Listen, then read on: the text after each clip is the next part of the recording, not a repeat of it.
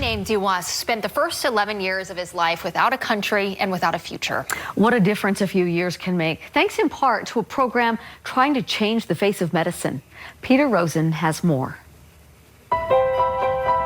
A child's dreams aren't confined by the size of their circumstances. It was always in the back of my mind to become a doctor when even in Nepal.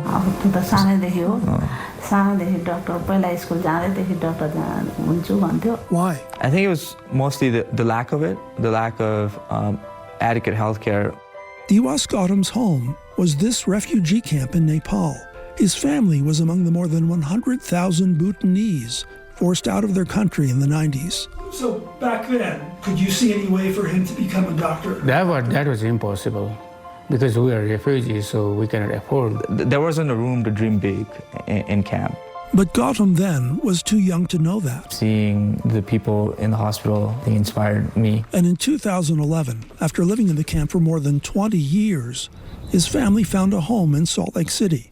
For Gautam, it was a difficult transition. I struggled in classes early on as well, just trying to figure out what the teacher was asking. When he came to the U.S. in his early preteen years, he really just dug into studying science in school.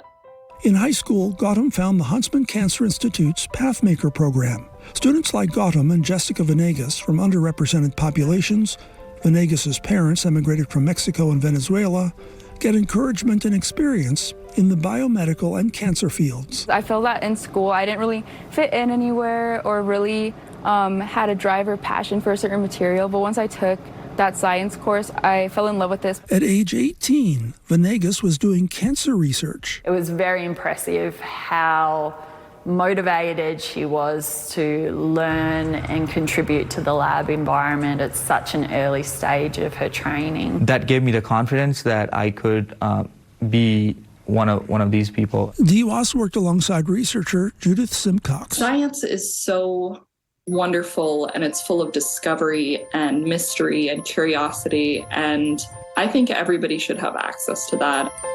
Now Duwas is in medical school at the University of Utah.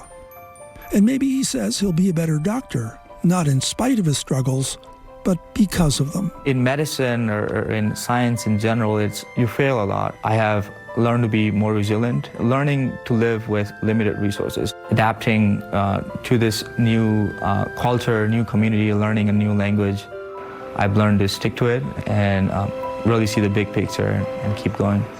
Peter Rosen, KSL 5 News.